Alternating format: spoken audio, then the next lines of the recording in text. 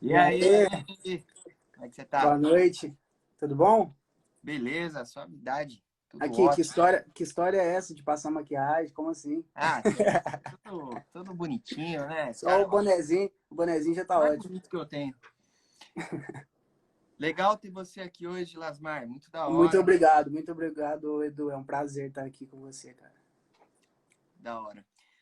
Já fiz uma breve apresentação aqui, mas fica à vontade aí para falar do seu projeto, Lasmar. Como você começou, como que tá hoje? Hoje tá parado, né? Mas antes do surto, como que tá o seu projeto aí? Fala um pouco da sua história aí, rapidamente, como que você começou.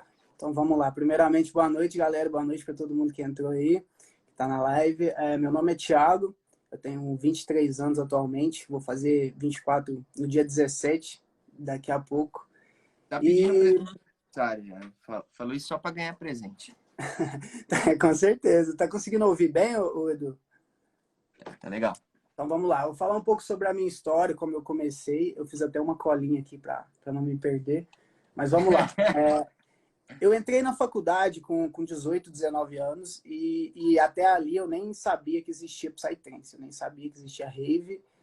E um belo dia, um grande amigo meu, chamado Robert, aliás, muito obrigado, Robert, ele me apresentou o Psytrance. Ele chegou com o celular para mim e falou: escuta essa música aqui.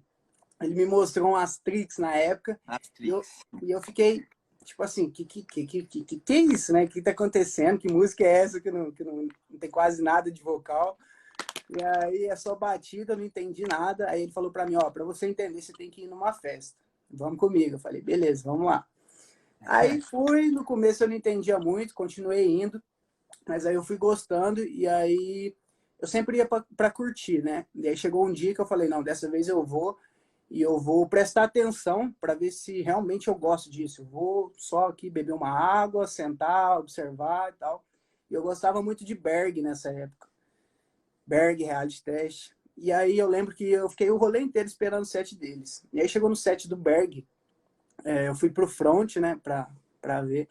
E aí abertura rolando. Na hora que entrou o drop, eu fiquei parado no front, olhava ao meu redor, assim, todo mundo pulando, aquela euforia, e eu arrepiei, eu falei, meu Deus, eu quero fazer É isso que eu isso, quero.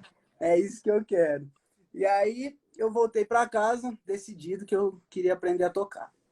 E aí, nos próximos dias, eu tinha um notebook que eu tinha ganhado para a faculdade, e aí eu comecei a usar ele para tocar, para estudar. Eu comprei uma Hercules, aquela controladora Sei. bem pequenininha, comecei tocando com ela, e aí eu tocava em festinhas bem pequenas. Na verdade, eu tocava muito, era numa república de uns amigos meus, que são os amigos que iam para os eventos.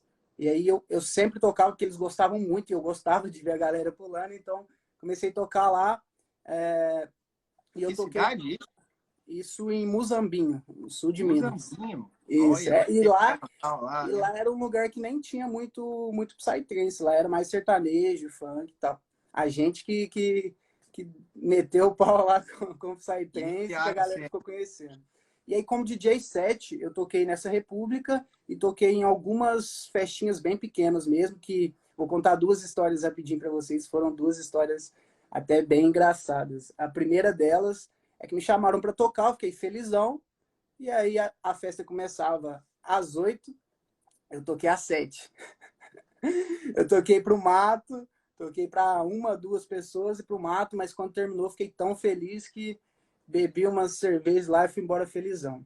E a segunda festa foi que essa, se fosse, isso é até uma dica aí que eu dou pra galera que já tá há um tempo, que já é até conhecido e tal, porque na época eu fui porque eu precisava conhecer, eu precisava entrar na cena de alguma forma.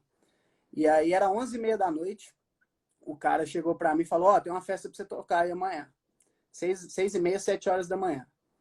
Eu já Caramba. tava indo dormir e, tipo, se fosse hoje eu não ia, só se fosse uma baita oportunidade, com certeza eu iria, mas aí eu falei, tá, né, eu vou. E como eu gosto de me preparar para os eventos, para os sets, eu gosto de montar tudo antes. Se precisar improvisar, a gente improvisa, mas eu gosto de ir com tudo preparado, né? Terminei de montar o set, era umas 4 da manhã, e aí eu consegui uma carona, chamei uns amigos no WhatsApp, consegui uma carona, E aí, acordei umas Dormindo lá. acordei Pô, umas 5, eu acordei umas 5 horas da manhã, peguei, subi na moto com o cara, fui de carona para a cidade vizinha, que era na cidade vizinha, e aí cheguei no lugar, escutando música, eu falei, pô, é aqui, né? Desci, na hora que eu entrei, cadê a festa? Não tinha festa. Não tinha festa. Eu falei, pô, me falaram para vir tocar aqui e tal. O cara falou, pô, mas a festa já acabou. A festa acabou, era à noite, todo mundo foi embora. Eu falei, mas como assim? O cara me falou para tocar essa hora. E aí eu falei, eu quero tocar, eu posso tocar? O cara falou, não, tá lá, não tem gente, mas se quiser, você pode tocar. Eu falei, beleza, eu fui lá tocar. Tinha 5 pessoas, eu não sei como. Quando terminei o set, tinha umas 25 pessoas lá e eu fiquei muito feliz. Recebi alguns elogios esse dia. E aí eu fiquei bem, bem feliz. Aí chegou um tempo em que eu vi que existia, né, a diferença ali do DJ e do produtor, que o produtor fazia as próprias músicas. E como eu sempre gostei de fazer música, eu tentava fazer rap antes, quando eu era mais novo, eu comecei a entrar de cabeça na produção musical. E aí eu parei de ir em todos os eventos. Até hoje eu não vou em festa para curtir simplesmente. Eu só fui a trabalho. E eu comecei a mexer no FL. Obviamente não saía nada, nada bom. E aí, mas eu me divertia muito. E aí com o tempo eu conheci o Ableton, continuei esforçando, batendo cabeça, até que chegou o dia que eu conheci o seu curso. E aí também tem uma história engraçada, que eu lembro que quando eu conheci o seu curso, eu estava tão empolgado que eu juntei um dinheiro, eu dava aula na faculdade para uma galera dava aula de futebol, ganhava R$ 300 por mês, e aí eu juntei esse dinheiro, e o seu curso, ele abria as inscrições no outro dia de manhã. E aí eu fui dormir tão ansioso, eu acordei no outro dia, fiquei dando F5 lá, fui para casa da minha tia, porque aqui não tinha internet, fiquei dando F5 na tela, até abrir, na hora que abriu eu comprei, fui correndo, paguei, voltei, peguei o celular e já te mandei mensagem no WhatsApp, Juliano, eu já paguei, me manda o curso que eu quero estudar. Aí, Caramba, nem a lembro partir disso. dali as coisas começaram a andar, eu aprendi como estudar produção, né, as técnicas, arranjos, tudo certinho. Com o tempo eu comecei a ver que precisava aprimorar a qualidade, mas eu comecei produzindo com o meu fone mesmo. E aí mais para frente eu comprei uma placa de áudio, um fone, e foi tudo que eu precisei para começar a fazer música. Aí depois eu quis comprar um monitor, né? Essa história do monitor, tipo, eu não costumo contar isso para muita gente, mas eu vou contar para você porque é bom para a galera ver que não é fácil mesmo, que a gente precisa correr muito atrás para as coisas darem certo. Como eu te falei, eu estava na faculdade nessa época, e aí minha rotina era a seguinte: eu acordava de manhã nessa época, fazia estágio, chegava do estágio, eu fazia almoço, ia para a faculdade, Era da faculdade do quê? faculdade. Oi? Faculdade do quê? Eu fazia a faculdade de educação física. Eu fiz, na verdade, eu sou formado em bacharel em educação física. E aí eu saía do estágio, fazia almoço, ia para aula, saía da aula umas 5 horas. Aí eu fazia o Marmitex, que na época eu treinava, né? Ia dar aula de futebol, saía da aula de futebol, eu ia para academia, saía da academia, eu chegava em casa, produzia até 2, 3 da manhã e no outro dia acordava cedo para ir para o Morava estágio. sozinho em República, pá. Morava em República com 2 ou 3 amigos e fim de semana eu só produzia quando não tinha que estudar nada e eu trabalhava, eu cheguei a trabalhar de garçom num barzinho, que é um barzinho muito conhecido da cidade lá, que a galera da faculdade tudo ia. E aí, fim de semana, eu trabalhava como garçom lá para levantar dinheiro para comprar esses monitores. Olha E só. aí, só foi quando eu parei de estudar mesmo, quando eu me formei, que eu comecei a tocar. Aí eu comecei a tocar nas primeiras festas que eu mesmo fechei, e depois eu conheci o Tom S, eu não sei se você conhece ele, Tom Schilling? o Tom S, Ah, o Tom da... da DM7. Pode crer. Ah, Atualmente ele tá não, na não, DM7, confundi, não acho. mas eu conheci ele, aí Não, ele me deu uma força da festa lá, da Chid Neres, Chiva da Chiquinere. Neres. É ele. Isso. Aí eu conheci ele me deu uma força muito grande, eu toquei nas primeiras grandes festas. E aí o mais interessante é que foi 1 ano só tocando o meu live. Eu comecei tocando nas pequenas festas, conheci o Tom, toquei em algumas festas grandes e terminei o ano entrando na season. Com 1 ano tocando. Foi Top. muito rápido, foi bem É, rápido.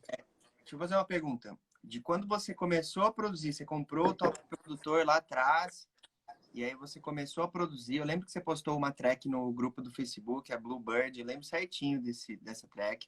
Sim. E quanto tempo foi do início até você começar a tocar seu live nas primeiras festas? Você nunca Então, tocou muito como DJ set, né? Você já postou não. logo no seu live. Como DJ set, eu igual eu te falei, toquei em festinhas bem pequenas, umas 2 ou 3, e na República dos meus amigos. Agora, para tocar o meu live mesmo, eu levei um bom tempo, porque eu tinha que conciliar, né, com a faculdade, os estudos e tal.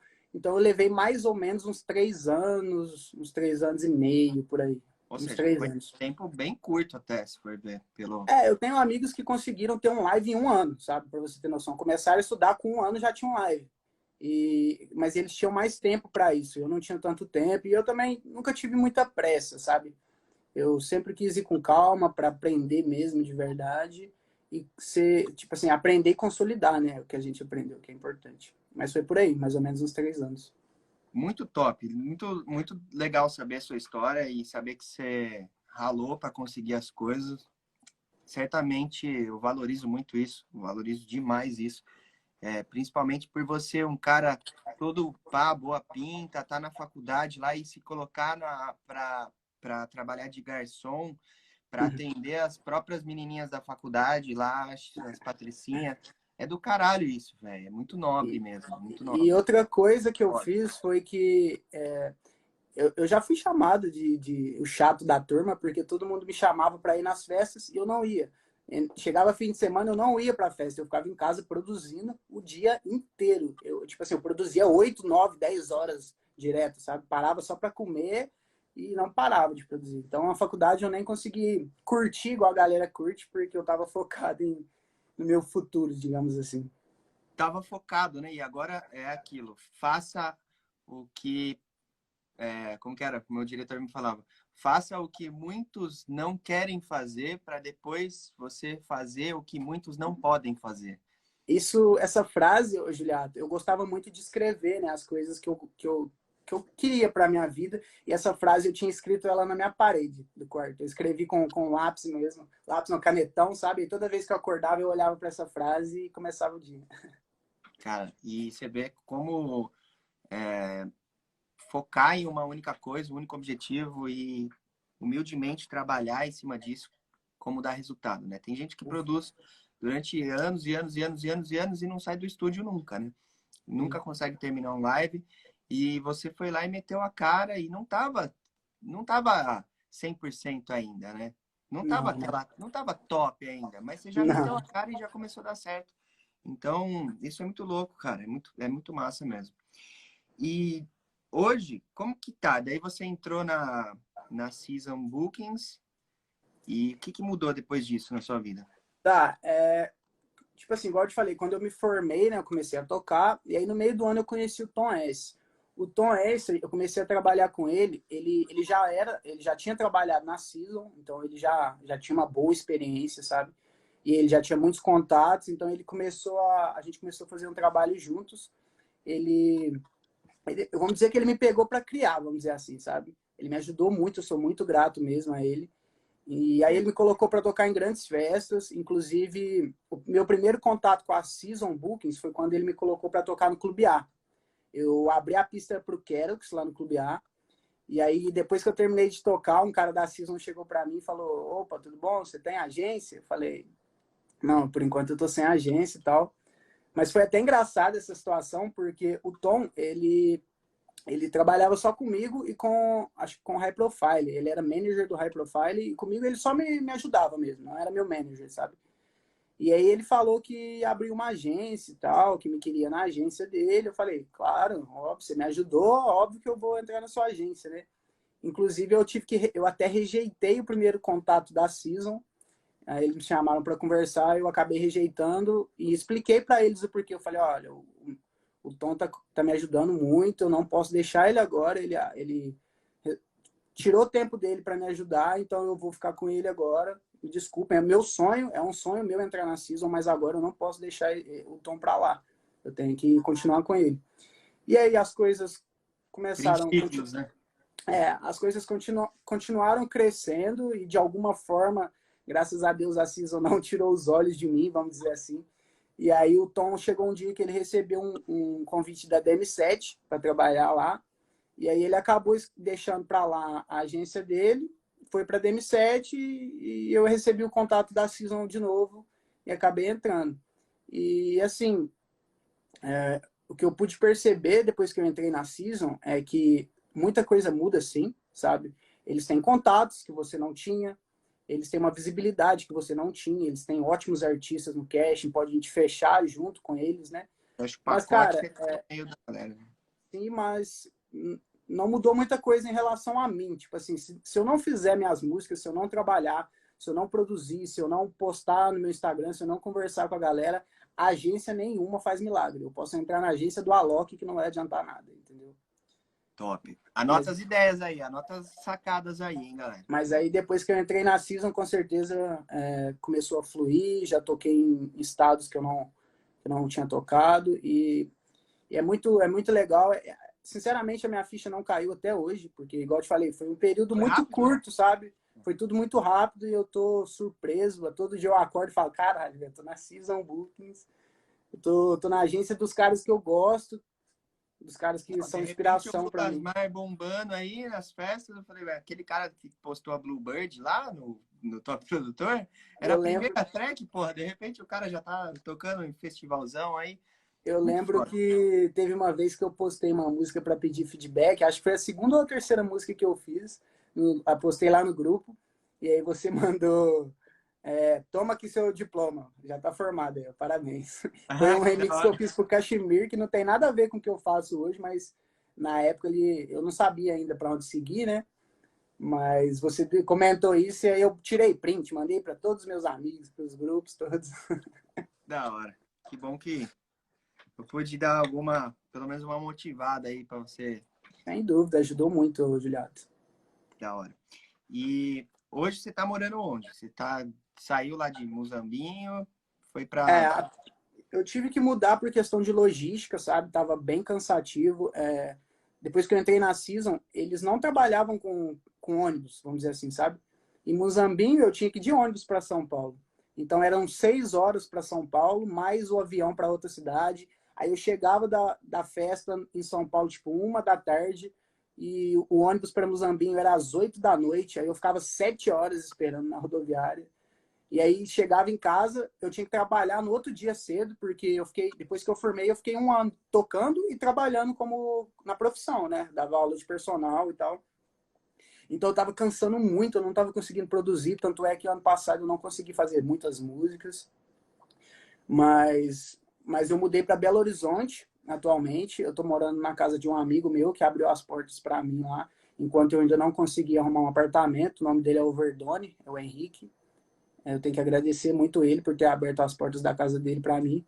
Então, eu tô ficando uns dias lá até eu conseguir arrumar um apartamento. Infelizmente, a gente está passando por essa situação. Eu não sei quando isso vai acontecer, mas está tudo bem. Graças a Deus está dando tudo Tudo certo. indica que você vai morar em BH, então. Eu sinceramente eu não sei, Juliato. Eu ia morar com o Delta, né? Com o Júlio. A gente estava planejando de morar junto, mas acabou que algumas festas dele foram canceladas. Ele não conseguiu juntar a grana para a gente ir. E como eu não tinha para onde ir, eu tinha que sair da República lá de Moçambique, que eu já tinha falado que ia sair, meu tempo tinha estourado lá, e aí eu tinha que mudar. E um amigo meu de BH falou: vem para cá, fica aqui por enquanto. Eu fui, mas E sua eu ainda não família é de... sei. Eu não sei para onde eu vou, aonde tiver que ir, eu vou, onde for. Mas Sua família é mineira? Ou você não tem minha família? família, inclusive eu tô aqui na casa da minha avó, é uma cidade menor ainda, chama Coqueiral, uma cidade que tem uns 6 mil, 8 mil habitantes só. Eu não tô no meu home studio lá em BH, tô aqui na casa da minha avó com ela.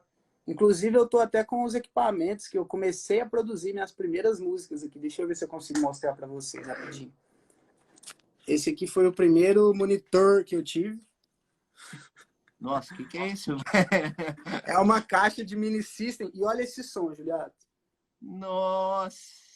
Esse som, esse som era de um amigo meu e ele não funcionava. E eu ganhei as caixas da minha tia. Aí eu falei, pô, vamos fazer essas caixas funcionar. Me dá esse som aí. Peguei o som, fiz umas gambiarras, funcionou. E aí eu usava ele com cabo RCA.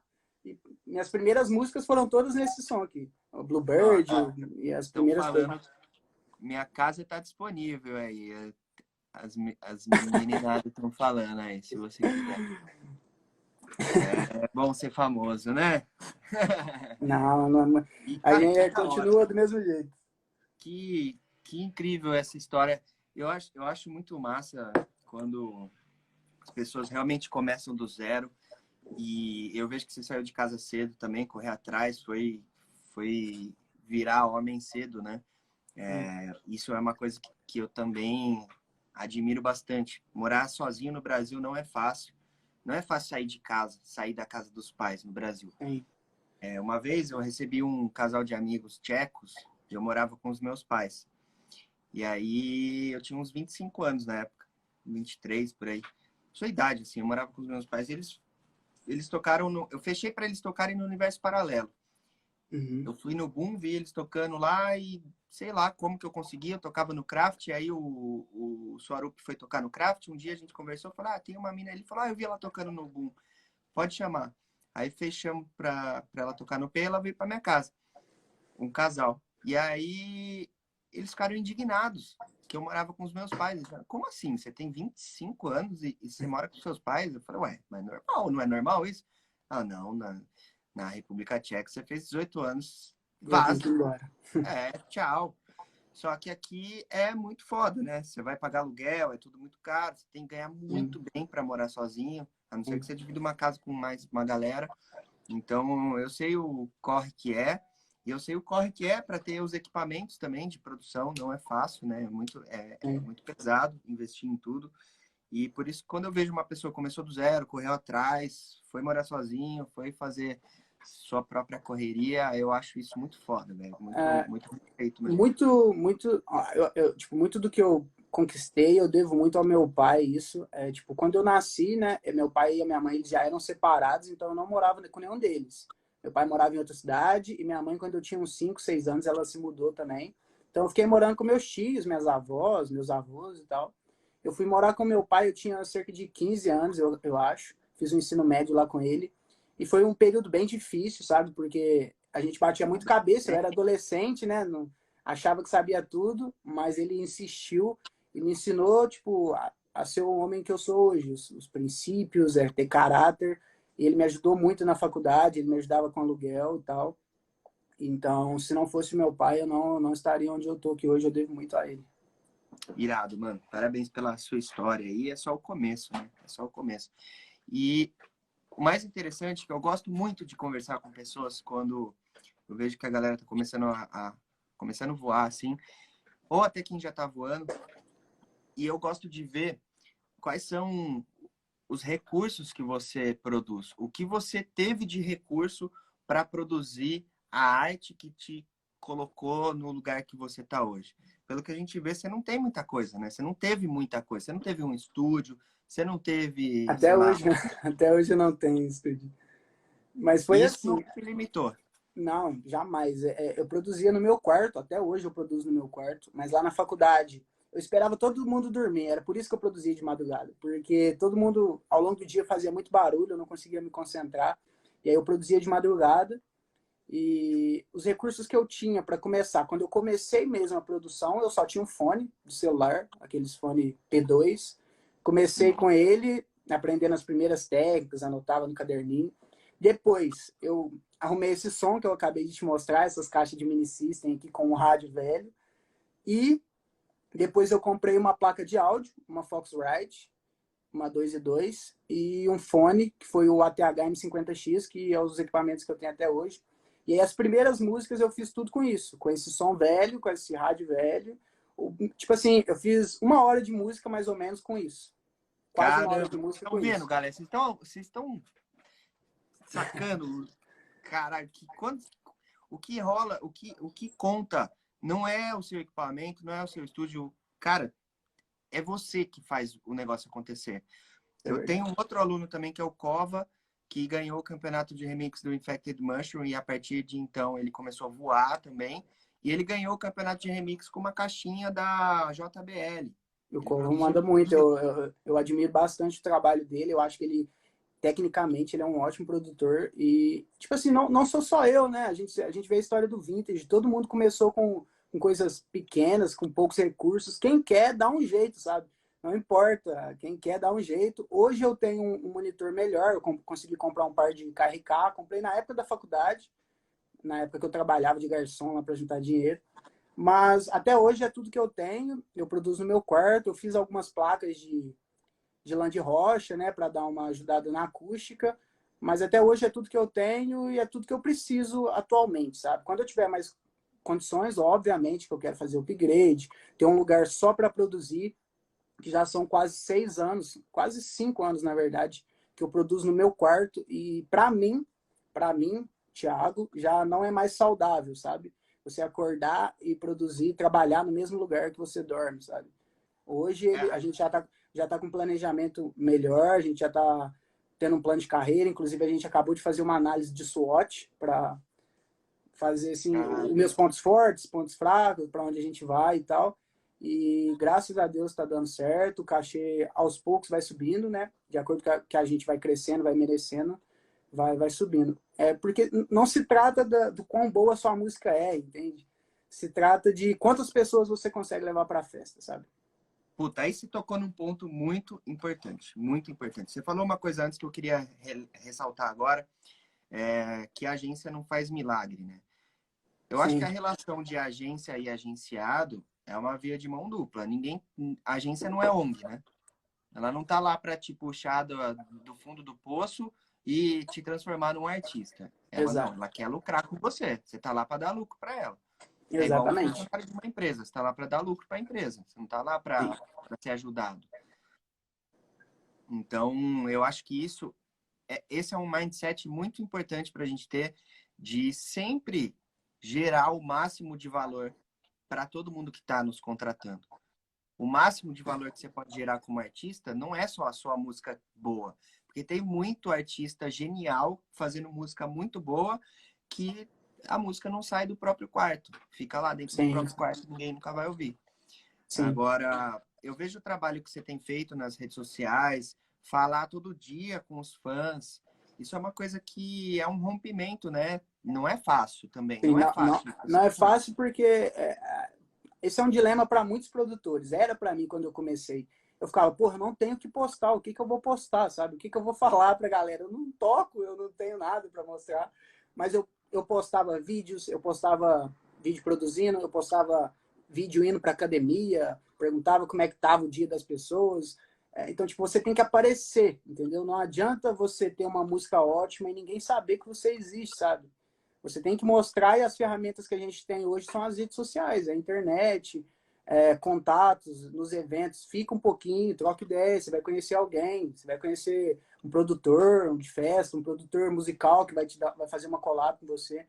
Então, é muito importante a gente postar, conversar com a galera. Não possa, tipo assim, ficar todo dia postando algo chato também, é cansativo, né? Tem que, de alguma forma, engajar o seu público, sabe? De alguma forma. Eu acho que assim, o público, você começa a ter os seus primeiros fãs, e um fã, ele sempre quer saber como que é a vida do cara que ele é fã. Sim. Ele não quer só consumir a música ele já consome. Ele não quer entrar no seu Instagram para ouvir sua música, ele vai entrar no SoundCloud, no Spotify. Ele Isso é quer uma ver como coisa. que é o Lasmar no dia a dia. O que esse cara, pô, eu sou Isso, tão fã desse cara, velho. O que será que ele faz? isso é uma coisa que eu percebi depois de muito tempo, sabe? Eu postava. Hoje, é só para vocês terem uma ideia. Eu posto uma foto minha tocando, 200 curtidas. Eu posto uma foto minha com a minha avó, ou só minha, ou com o meu cachorro fazendo alguma coisa, 1.000 curtidas. Então, tipo, é bizarro, sabe? É bizarro o quanto as pessoas, elas gostam de ver o que seu artista favorito faz e coisas do tipo. E já tá saturado também. A gente chegou num ponto que tá saturado de ver foto de DJ tocando também, sabe? Você entra no perfil do DJ, é foto tocando. Ninguém, todo mundo posta foto tocando. A gente tem sim que postar fotos assim, lógico, mas é importante mesclar os conteúdos pra galera criar um engajamento, querer saber mais, né? Querer ver mais. É porque, no fundo, quanto mais pontos de conexão você cria com cada um dos fãs, mais são as chances desse cara levantar a bunda dele e ir na festa te ver tocar. É o E eu melhor fiz marketing que contas. tem é esse, é o boca a boca, né? Tipo, os primeiros caras que me acompanharam foram graças aos meus primeiros fãs, meu primeiro público, que eu tô onde eu tô hoje. Eles falavam para outras pessoas, as outras pessoas falavam para outros, me marcavam no Instagram. E o mais legal de ver é que tem pessoas que me acompanhavam lá no comecinho, então até hoje me acompanhando. Isso é muito legal e com certeza é uma coisa muito importante você dar atenção para esses adeptos iniciais, que são as primeiras pessoas a ver o seu trabalho, a valorizar o seu trabalho, que essas pessoas são muito importantes. A maioria, eu digo, o resto das pessoas, eles não vão fazer nada que ninguém já tenha feito. Se alguém te deu uma oportunidade, você tocou na festa e mandou bem, a chance de alguém ir lá te contratar é muito maior. Então, dá valor para a pessoa que ouviu o seu som primeiro, dá valor para aquele cara que te deu a oportunidade para tocar na primeira festa, é graças a eles que os outros vão te conhecer e vão te dar uma atenção. Os fãs, eles não surgem de um dia para o outro, você ter um mar de fãs, né? A não ser que você entre no Big Brother. Você entre no Big Brother, você vai ter um monte de fãs lá de uma vez só. Mas na vida real, a gente constrói fãs um a um, né? Você começa com um fã. E depois Sim. esse vai mostrar para o outro, olha o som desse cara aqui, que legal.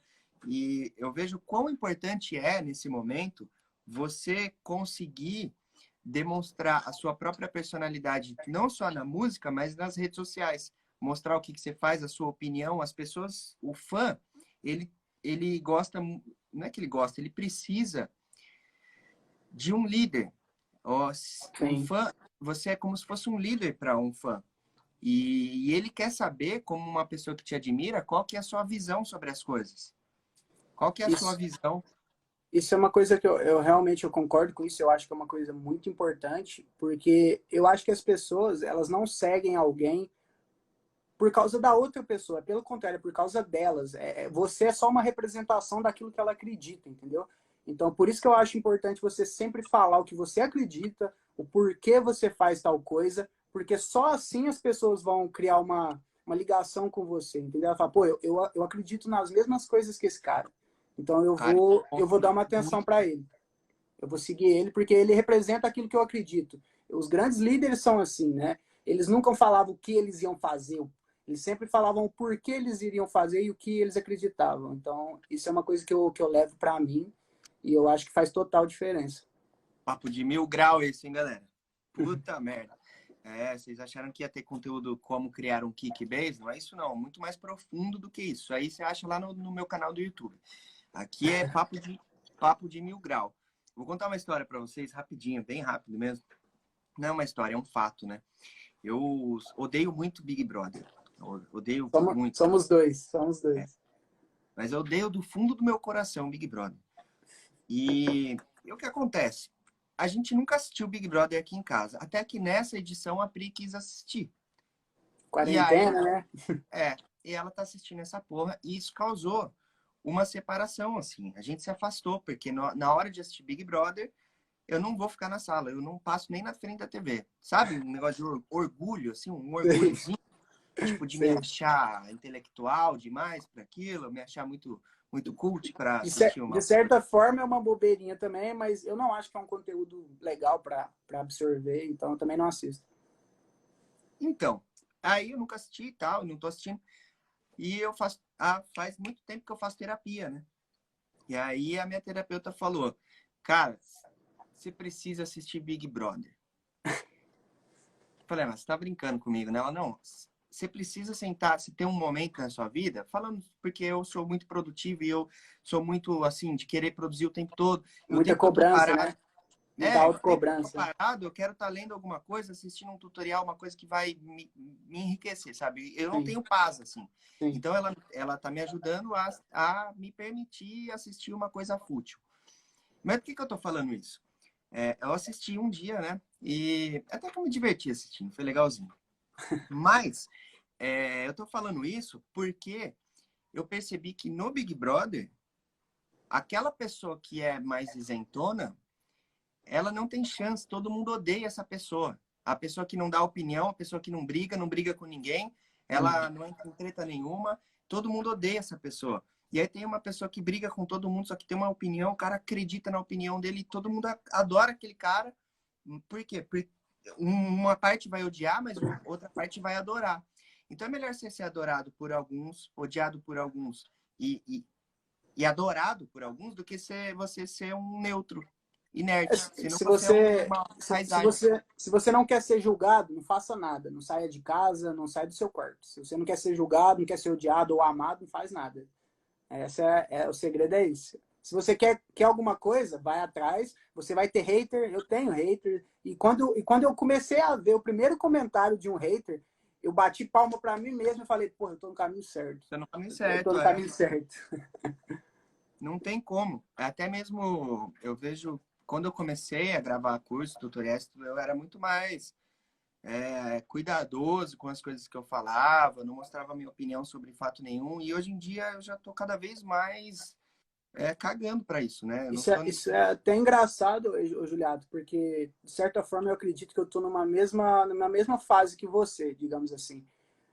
Eu me cobrava tanto, sabe? Tipo, de estudar, de não errar, de fazer dessa forma, de falar bonito e coisa do tipo, que chegou um ponto em que eu comecei a ficar muito ansioso e eu cheguei a desenvolver até hoje eu tenho um pouco de síndrome do pânico, sabe? Eu vou no supermercado, eu começo a achar que estão me olhando, não tem ninguém me olhando, eu começo a achar que estão me olhando, eu começo a suar frio, e isso é só ansiedade, eu fui pesquisar, fui conversar, é questão de ansiedade, muita cobrança. Então isso aí é até uma dica para todo mundo, cara. O segredo é você fazer a coisa certa na hora certa. Não é fazer, não se trata de quantas coisas você faz no seu dia. Eu faço 1 milhão de coisas. Não interessa quantas coisas você faz. Você fez a coisa certa? É isso que importa. Às vezes, você tem que parar e pensar. Acorde e se pergunta. Qual a única coisa que eu tenho para fazer hoje, que é a coisa mais importante, que se eu fizer essa coisa, o resto vai parecer irrelevante ou eu nem preciso fazer. Se você fizer a Alguém primeira falou aqui, coisa, isso aí vai te levar para o sucesso. É fazer a coisa certa na hora certa. Não precisa fazer 1 milhão de coisas. A alguém gente falou acaba se aqui, cobrando normal as demais. pessoas te olharem, você é famoso. Vai ser cada vez mais assim agora. As pessoas lá no supermercado, vó, queria ver o Lasmar, vó. Eu acho que para um cara do nosso ramo, do Psytrance, chegar a esse ponto, o cara realmente tem que ser muito, muito grande. Porque é um ramo que, tipo, não é muita gente, né, da população, não é uma parcela tão grande comparada ao Vila Mix, coisa assim. Então, para a gente chegar nesse ponto de um produtor musical, assim, parar no supermercado e alguém falar, vem cá, eu quero tirar uma foto, eu te conheço, é difícil, mas não é impossível, mas é bem difícil. Não, acontece. Comigo acontece muito. Olha só, eu vou em alguma cidade, em algum lugar, no shopping, vem alguém, Juliato, olha o cara dos vídeos. Ah, mas você é mais do que um produtor, que um artista. Você é um professor, tem muitos alunos, então acho que muita gente conhece Uma você abrangência, né? pelo seu trabalho de professor também, né? Não só como artista. Mas com certeza isso pode acontecer. Teve uma E vez que eu vai fui cada numa vez mais. festa. Né? Eu fui numa festa na faculdade, onde eu tava começando a tocar. Um cara chegou e falou: Você que é o Lasmar? Eu falei: Sou ele. Pô, mano, gosto muito das suas músicas. Esse dia eu fui pra casa, tipo, felizão. Foi um dos dias mais felizes da minha vida. E vamos falar um pouco de produção. Como que é Vamos lá. hoje o seu processo de produção? Que você já falou um pouco dos recursos que você tem aí, mas como que é o seu processo? Você acorda, senta no Ableton, produz uma track? Assim, eu não tenho um plano, sabe? Eu vou acordar, vou começar pelo Kickbase, eu vou fazer isso aqui. Não. As minhas primeiras músicas, inclusive a My Brother, que é a música mais conhecida que eu tenho hoje, que a galera mais gosta, ela é uma história bem, bem legal, porque eu comecei a produzir ela, eu fiquei umas 10 horas ou mais direto, eu virei o dia sentado lá na sala, com o fone, produzindo ela, fiz a harmonia toda dela, fiz o kickbass, fiz tudo, e aí no outro dia eu estruturei ela, comecei a pôr os effects e tudo mais, e a música, com 3, 4 dias, ela estava praticamente pronta. Só que ela não tinha o vocal. Falei, porra, essa música precisa de um vocal, sabe? E o mais difícil é achar um vocal depois que você terminou a música. É, Aí eu pesquisei, achei um vocal, o vocal da My Brother, coloquei, e tipo, sabe quando encaixa perfeitamente? Eu coloquei o vocal, ficou perfeito. Eu falei, meu Deus, velho. Essa música é a música da minha vida. E postei a música, ela deu muito certo. Então hoje, quando eu vou fazer, eu vou muito pelo que eu tô sentindo. Às vezes eu imagino uma melodia, eu sento lá no meio do acorde, tomo um café, sento, crio a melodia, aí já crio um kick bass em cima. Eu não tenho, tipo assim, começo pelo drop algumas vezes, começo pela intro algumas vezes, varia muito. Isso aí eu não tenho um plano, assim. Da hora. Eu não, só um dado aqui. Essa é a live recorde de coraçãozinho que eu já recebi aqui no Instagram, hein? Que bom, que bom. Olha lá, coraçãozinho tá voando. Dá coraçãozinho, aperta Eu não coraçãozinho. consigo. Ah, agora eu tô vendo. Tá vendo? Ele merece, ele merece. Obrigado. E quanto tempo geralmente você demora para fazer uma track hoje? É uma outra coisa que varia bastante. Depende muito, assim, do que eu tô fazendo, né? No meu dia e tal. Às vezes eu tenho outras tarefas para fazer, às vezes não. Um exemplo disso é que quando o Júlio da Speeches ele foi me visitar lá em BH, a gente fez praticamente 3 músicas em 3 dias. Cara, Teve uma música que a gente terminou em praticamente 1 ou 2 dias, que ficou vocês se muito conheceram no boa. Top Produtor, né? Isso, antes de falar sobre quanto tempo eu levo, é uma coisa que eu queria ressaltar muito. Tipo assim, uma coisa que faz muita diferença, e tem gente que ainda duvida disso, é você se rodear de pessoas que têm a mesma mentalidade que você. Se a pessoa não quer crescer como produtor musical, que ela pelo menos tenha a mentalidade de querer crescer na vida, sabe? De querer ser uma pessoa melhor a cada dia, crescer nem que seja 1%. E na faculdade, eu não tinha isso. Eu vivia com pessoas com gostos totalmente diferentes, e aí que o grupo fez total diferença na minha vida, porque eu conheci o Júlio, eu conheci o Giovanni Bersec, e a gente conversava tanto, todos os dias, tanto, que eles não importava muito quem estava ali na casa comigo. Eu conversava tanto com o Júlio, com os outros caras do grupo do Top Produtor, que a minha mentalidade era só produção. Só produção, produz, produz. E aí me Nossa. ajudou demais, mesmo que a distância, eu ter relacionamento com essas pessoas que tinham uma mentalidade parecida, né, com a minha. O E agora mindset é contagioso, né? é muito legal, a gente tem que tomar até cuidado, né, para não ficar louco, querendo saber tudo sobre autoajuda, sobre mindset, porque senão a gente fica louco. Fica mesmo. Mas agora respondendo a sua pergunta, varia muito, mas geralmente eu levo 1 mês para fazer uma música ficar do meu jeito. Tem músicas que eu, mesmo depois de pronto, eu toco, eu vejo que precisa mudar alguma coisa, eu acabo mudando, vai 2 meses, 3 meses, mas eu não me importo muito com o tempo, sabe? Eu importo em ficar do jeito que eu quero. Afinal, você já tem material para trabalhar hoje. Sim, tá até difícil de Aquela escolher. correria. Tá até difícil de escolher qual música eu vou tocar, tá? É complicado. Aí é bom chegar nesse ponto. Porque sempre que eu vou tocar, eu acho que tá faltando track. Eu falo, cara, falta.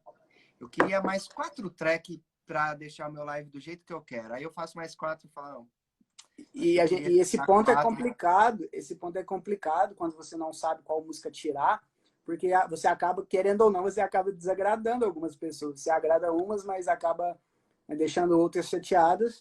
Mas acreditem, galera, a gente tira alguma música ali do set porque a gente acha que o set vai ficar melhor, que vai ser um trabalho mais bonito de vocês apreciarem. Não é por mal e tentem entender isso. Você é o tipo de produtor que cria tudo ou usa sample também? Eu uso muito sample, bastante. Eu não tenho vergonha de falar, vergonha nenhuma de falar isso, igual o Vegas. O Vegas falou que também não Não é tem vergonha. demérito nenhum isso, né?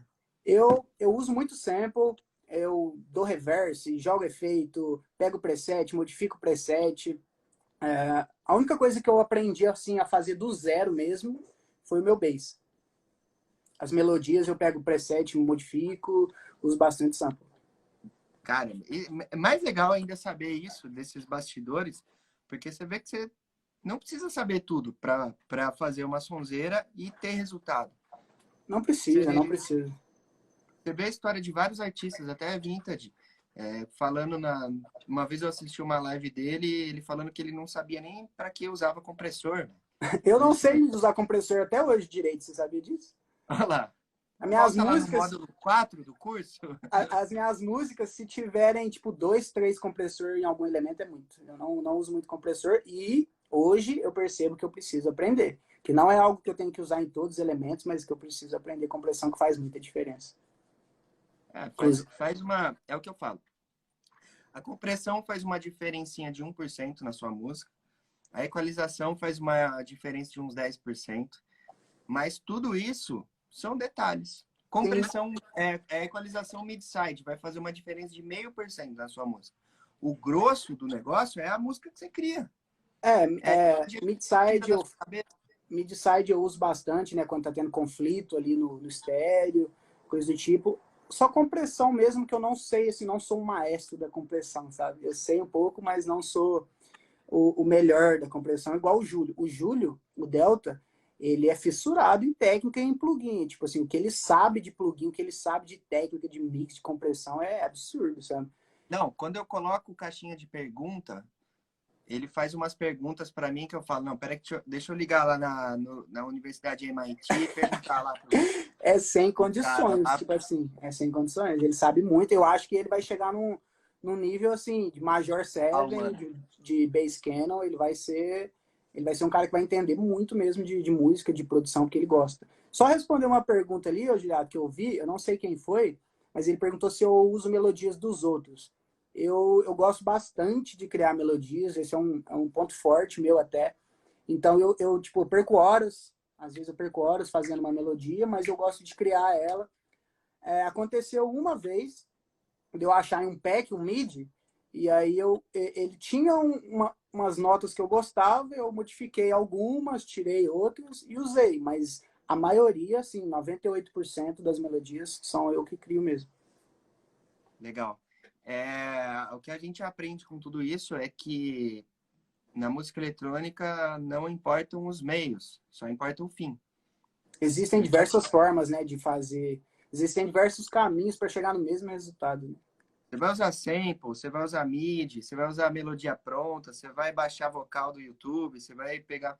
Nada disso importa. Tudo isso, sabe o que faz as pessoas travarem? A vaidade. A vaidade de se achar muito foda e falar, não, eu não uso uma melodia pronta porque eu sou foda e vou criar tudo do zero. Eu jamais vou usar um sample porque eu sou foda. Então, essa vaidade é o que trava as pessoas. Eu vou dar um exemplo. Eu até fico meio assim de falar, porque não é em relação a mim, né?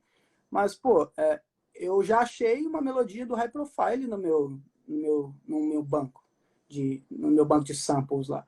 Eu falei, caramba, velho. Quando eu vi que o High Profile ele usou um MIDI, pronto, e eu vi que algum dos caras do Fulon, que era muito foda, não sei se era o Electric Universe, que ele usou um sample de bass, muita coisa se desconstruiu na minha mente. Eu falei, pô, tipo, eu não gosto, sabe, de usar sample de bass. Eu uso bass shots. Agora, criar o bass mesmo, eu tenho meu preset de bass que eu criei e eu gosto de usar. Mas quando eu vi os caras grandes usando, eu falei, pô, por que não, sabe? O importante é o resultado final, é a música ficar boa, não importa se eu usei um MIDI, eu não me preocupo com isso, respeito todos que, eu quero fazer do zero, eu gosto de usar sample, eu respeito todos, mas eu não me preocupo nem um pouco com fazer tudo do zero. Se eu achar um MIDI que eu gostei, eu vou usar. O que eu me preocupo, Juliato, eu tenho medo de alguém usar a mesma coisa que eu, sabe?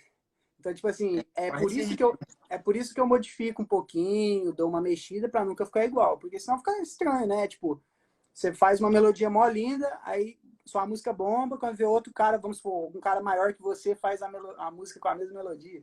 Aí fica meio estranho, sabe? Mas eu não me importo. Eu tava fazendo uma aula de alguma coisa assim, de prog house, eu acho, de tech house, uma live que eu tava fazendo e produzindo ao vivo assim, ensinando a galera.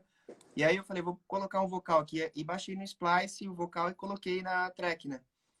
Aí alguém me mandou um vídeo de eu esqueci quem que é agora, tipo High Profile, algum desses caras top, assim. Eu tava fazendo um Deep House, uma coisa low BPM, assim. Aí mostrou o vídeo do cara com o mesmo vocal, mas era um prog trance, um psytrance, assim. Um cara famosão. Falou, olha o vocal que você usou. Eu falei, peguei no Splice. Ele também pegou. Aquela Então, música tem uma música do Vintage que chama Eyes. É uma música bem, you see the difference now, if you change it. É uma música assim, um vocal assim. É um vocal muito famoso, uma música dele muito famosa. Eu achei o o vocal no Splice alguns dias atrás. E eu, o Júlio e o Overdone, a gente tá fazendo uma música com ele. Da hora. Galera, tá acabando o nosso tempo aqui. Quem tiver perguntas, quiser ir perguntando aqui no chat, Ó, o manda Thiago ali. Quando bala. eu vou tocar em BH de novo? Você Então, consegue ver. ninguém sabe. A gente não sabe quando essa situação vai passar. Eu ia tocar numa festa que ia ser muito foda pra mim. Eu ia tocar na Cabala, que vai ser no Mineirão. E Caramba! eu ia Que irado. tocar em maio, mas acabou sendo adiada. Então, eu ainda não sei. Talvez tenha uma ali em setembro, que eu ainda não posso falar o nome, mas acho que em setembro, se der tudo certo. Da Pode hora. escolher a pergunta aí, ô Giliato. Como você desenvolve o tema da track? Você já começa com isso antes? Começa pelo tema? Quando eu Ou- tenho, quando eu estou inspirado, assim, quando eu tenho um tema já, uma melodia na cabeça, eu começo por ela. Mas quando eu não tô, eu começo de outra forma. Eu começo fazendo a bateria, o kick bass, um groove bacana, sabe? Quando eu já achei um vocal, eu começo por ele. Às vezes eu tô mais sentimental, aí eu começo pela melodia. Então a melodia me inspira para fazer. A maioria das minhas músicas eu começo fazendo a melodia. É o que eu mais gosto de começar a fazer. Faço os acordes, depois a melodia, e aí às vezes eu acho o vocal depois, às vezes eu acho o vocal antes. Mas A eu, música é bem centrada na melodia, né? sim, mas eu posso. A dica que eu posso dar é se você tiver um tema antes, é mais fácil de você trabalhar. Isso aí, com certeza. É, eu concordo. Começar a track sem direção é mais difícil. É Você bem acaba mais trabalhando difícil. mais. Perde mais tempo e tal.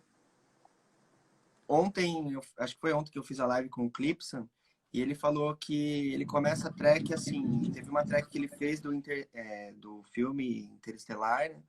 E aí ele ouviu, assistiu o filme, se emocionou, foi lá buscar a trilha sonora, foi assistir entrevista com o cara que fez a trilha sonora, pegou vários inputs, assim, várias ideias sobre o filme para depois, uma semana depois, começar a desenvolver a track em cima daquele tema.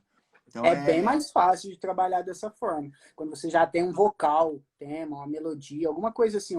Vou fazer uma música sobre astronauta, você já tem os barulhos da nave ali, alguma coisa assim, já é bem mais fácil. Você já tem é como fazer um remix. Você já tem os stems principais ali, vamos dizer assim. Você já tem o hook, o que você precisa da música, então é bem mais fácil.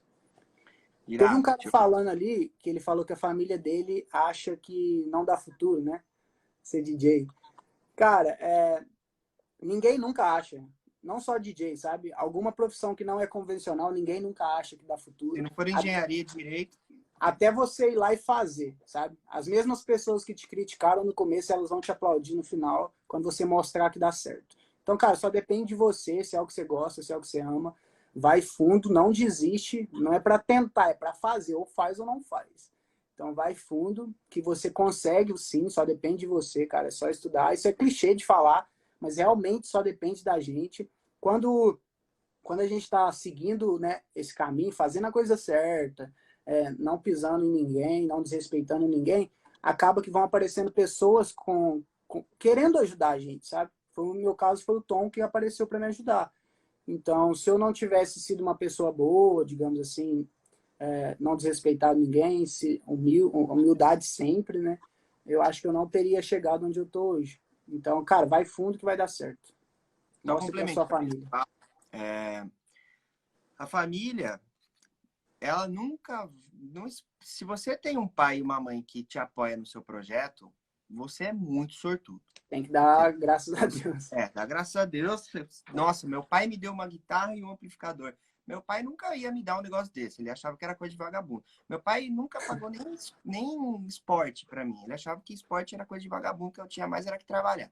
Uhum. Então, família nenhuma vai te apoiar até que você tenha resultado. E o seu papel é ter resultado e, ao mesmo tempo, respeitar a sua família, sobretudo enquanto você mora com eles.